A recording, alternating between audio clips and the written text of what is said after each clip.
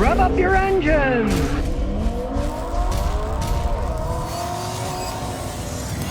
Today, I'm going to talk about Kias. This particular one is a 2017 Kia Forte. Not a bad looking four-door sedan, and they're not all that expensive. Now, this particular Kia was a rental car my customer just recently bought. It was about a $17,600 car when new, and my customer paid about 10 grand for it, 2 years old. Not that bad of a deal, really, when you think about it. There's no way you're going to get a 2-year-old Corolla or a Civic for $10,000.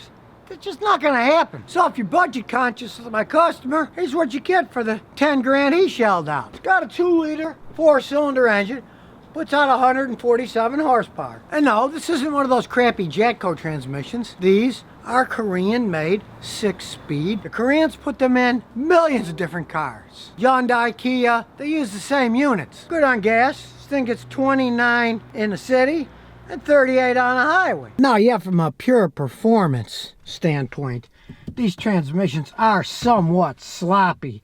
They're not the tightest shifting transmissions in the world. Like I said, it's not a race car. They're lower priced cars, still relatively dependable. They have the normal amenities, little bitty screen, comfy bucket seats, they're cloth. The back seats are actually quite comfy for a smaller car. Got a reasonable sized trunk. You get some depth in here. You can put a lot of junk in one of these. It's got disc brakes on all 4 wheels. But since the customer just bought it used, we're gonna plug in the scanner, see what the innards are saying. Well, while it's warming up, check out the mileage on this thing. What's it got on it? 72,445 miles. Can't hide from the machine, there's the VIN number. Take it for a spin, see what comes out. There's all the info, USA, Forte, 2-liter engine. Now it's scanning, we'll see what comes out. Well, it's half done, hasn't found anything wrong yet. No faults at all, that's great. But of course, as I always tell people, there's more than just codes. There's live data, so I'm going to analyze the live data too. I'll scroll through all the data,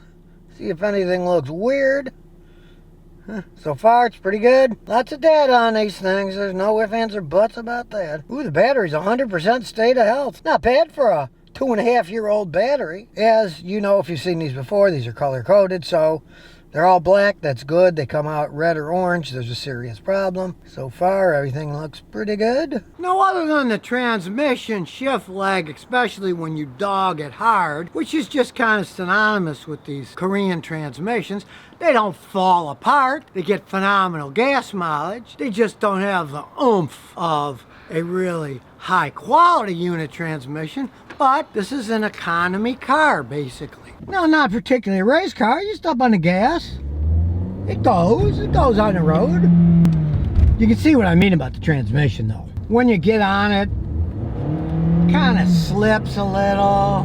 Not really tight shifts. It'll go, but you can hear it kind of freewheeling while you're gliding.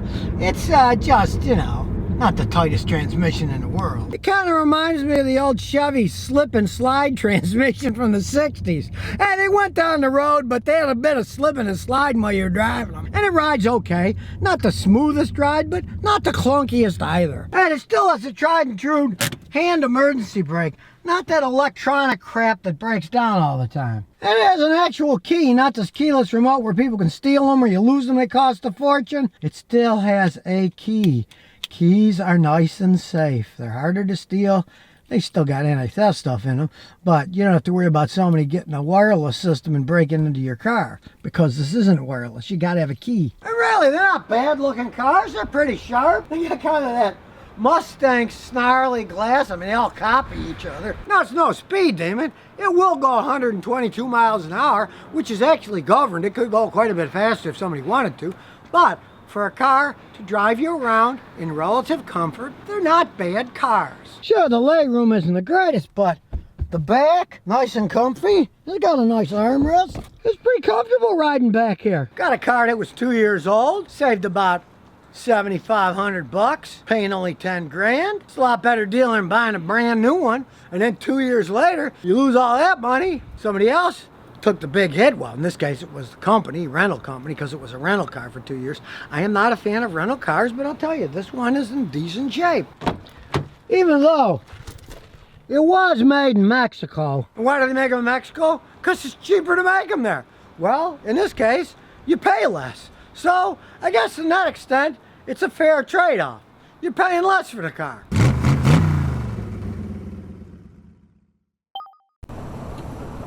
So if you never want to miss another one of my new car repair videos, remember to ring that bell.